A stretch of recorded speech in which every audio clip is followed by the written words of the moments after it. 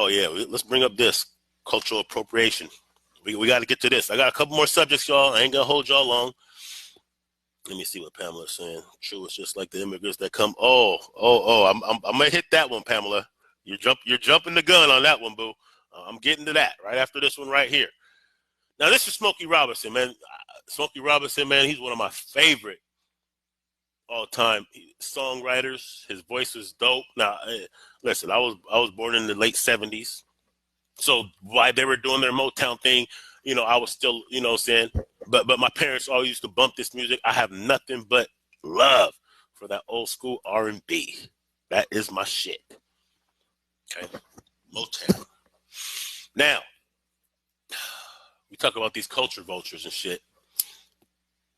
See, now what they're doing, they're not just usurping our civil rights, they're usurping our whole culture. Imagine J-Lo. Now listen, no disrespect to my Latino community, to my so-called Latinos. I don't hate you, man. I got love for y'all.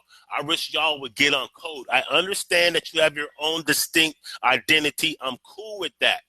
What I would suggest is that if you understood we had the same enemies, and if we would unite on a political and an economic level, then we would be able to run this shit. But what we don't need is y'all fronting like y'all should be doing some damn Motown tribute. Cut it out. You telling me that you could have found Erykah Badu to do the Motown tribute with Smokey Robinson? Huh? You told me you couldn't have found Lauryn Hill or Mary J. Blige or somebody? You got J-Lo. Yeah, I know J-Lo, her booty was on fleek back in the day. I get it. Yeah, she's a pretty little Latina and all that, but she don't have the soul to be doing no damn Motown. Let's keep it real. You're trying to usurp our movement the same way Cardi B getting best rap album of the year. Let's get the receipts, man. It's ridiculous. I gotta tell you the truth. Cardi B. Don't be upset about what I'm about to say.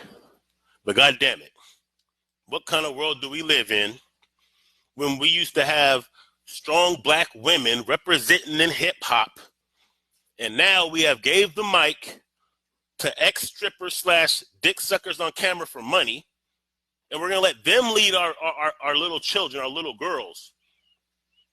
Now, listen, I'm glad that she went from porno and stripping to being able to make a legitimate living in the music business. I'm glad about that.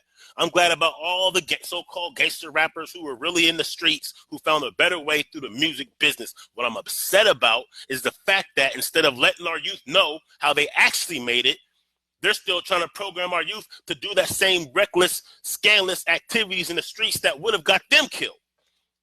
So now we have another Latina chick usurping. And it's the same shit. They try to do this with Tekashi 6ix9ine. I believe Tekashi 6ix9ine was supposed to actually be in this position to get this best album of the year bullshit.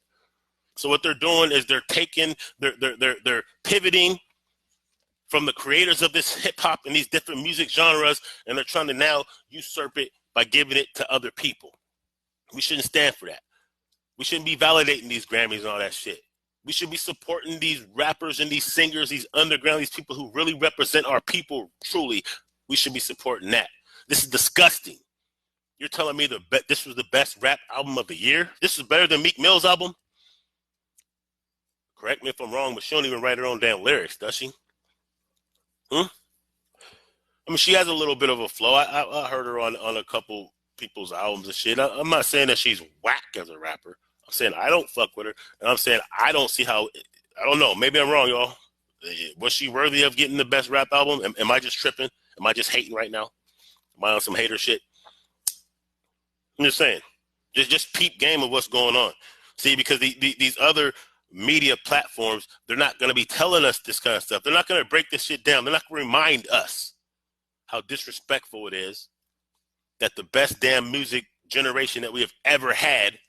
Shame on Smokey for even accepting. Smokey should have been like, nah, I'm not doing that with J-Lo. No disrespect to J-Lo.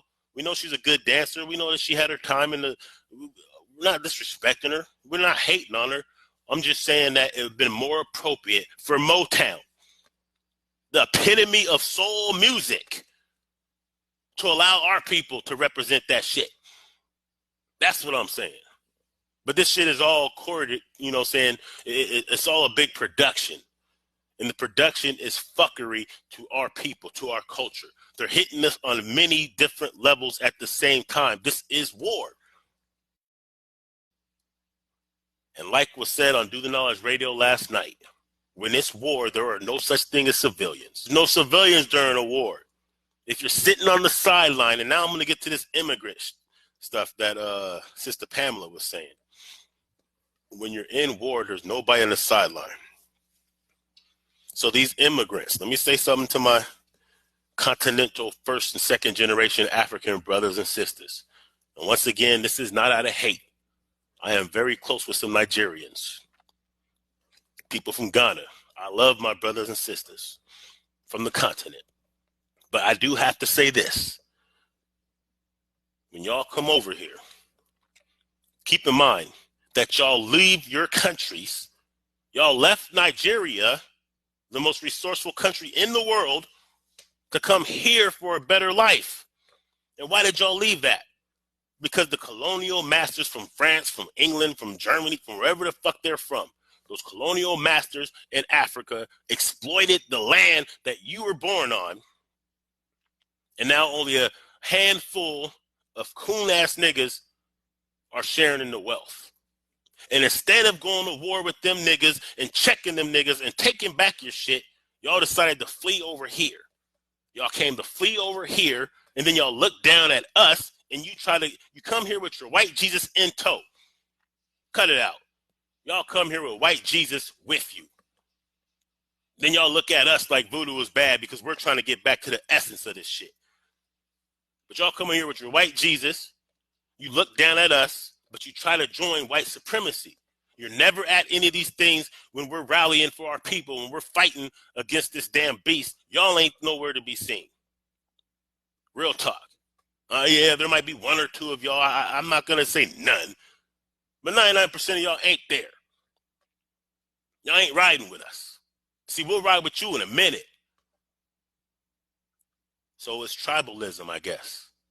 So don't get mad that now we recognize ourselves as a separate tribe. And it's our tribe first. It's New Africa first. That's first. We don't hate y'all. We're still Pan-African. But we understand that if y'all ain't going to be joining us in our struggles, if y'all ain't going to be politically affiliating yourself with us, economically spending with us, because we'll spend with y'all in a minute, but y'all don't come and spend with us. Huh? You don't. Let's just keep it real. You come here now. Y'all didn't come here in the 60s. You couldn't have came here in the 60s.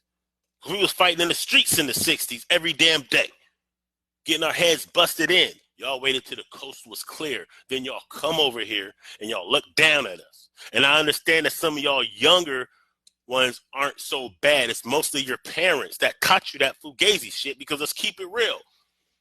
They wouldn't have let y'all over here if they thought y'all was going to be a threat.